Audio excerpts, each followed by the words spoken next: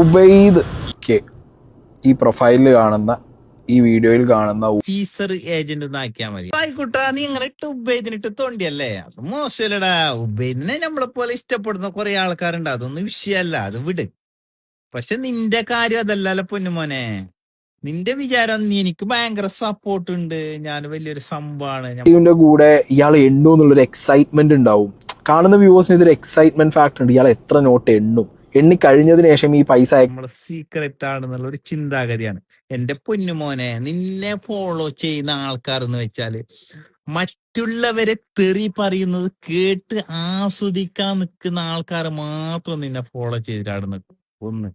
രണ്ടാമത്തെ കാര്യം, നിന്റെ അക്കൗണ്ടിൽ വന്നിട്ട് നിന്റെ കമന്റ് ബോക്സ് വായിച്ച് നിന്നെ തെറി പറയുന്നതും കേട്ട് ആസ്വദിക്കാൻ വേണ്ടി നിൽക്കുന്ന ആൾക്കാരാണ് നിന്റെ കൂട്ടത്തിൽ. അപ്പൊ നിന്നെ ഫോളോ ചെയ്യുന്ന ആൾക്ക് ഒരു പെട്ടിക്ക് രണ്ട് പക്ഷിയാണ്. അപ്പൊ ആ രീതിയിലുള്ള ആൾക്കാർ, നമ്മളെ ഈ സൊസൈറ്റി എന്ന് പറയുന്നത് പല രീതിയിലും സപ്പോർട്ടും ചെയ്യുന്ന കുറേ തരം ആൾക്കാരുണ്ട്. അപ്പൊ ഞാൻ 2-3 വീഡിയോ നമ്മൾ പാണ്ടിക്കാടും പിന്നെ നമ്മളെ ജാസിനൊക്കെ ചെയ്തപ്പോ എനിക്ക് അതില് വന്ന സപ്പോർട്ടും ഫോളോസും കയറിയതും അതുപോലെ തന്നെ അതിൽ ഒരുപാട് തെറികളും മില്യൺ വ്യൂവേഴ്സും കയറും, തെറികളും വരും. അപ്പൊ നമുക്കറിയുന്നത് എന്തിട്ടെങ്കിൽ എല്ലാത്തിനും ആൾക്കാർ സപ്പോർട്ട് ഉണ്ട്. അപ്പൊ ആ രീതിയിലേക്കുള്ള തെറിയൊക്കെ ആയപ്പോ നമ്മ അതൊന്ന് വലിയ നമ്മൾ ഒഴിവാക്കി ആ ഫീൽഡ്.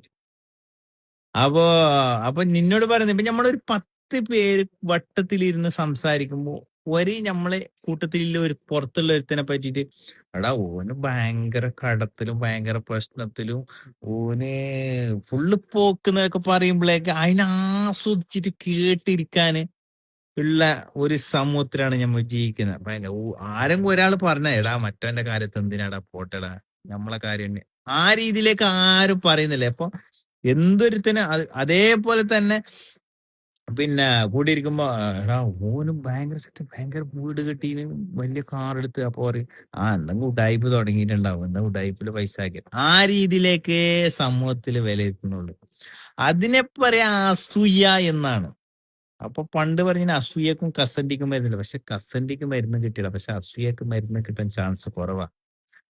നിന്റെ പ്രശ്നം എന്ന് വെച്ചാൽ, അപ്പൊ നിന്നെ ഈ സീക്രട്ട് ഏജന്റ് എന്നുള്ള മാറ്റിയിട്ട് നമ്മളെ സീസർ ഏജന്റ് ഒന്ന് ആക്കിയാൽ മതി. അപ്പൊ ഈ വലിയ പ്രശ്നമൊന്നുമില്ല. ഈ സീസർ ഏജന്റ് ഫുള്ള് മൊത്തം ഡിസ്ട്രിബ്യൂട്ടർ നീ അങ്ങനെ എടുക്കുക കേരളത്തിൽ.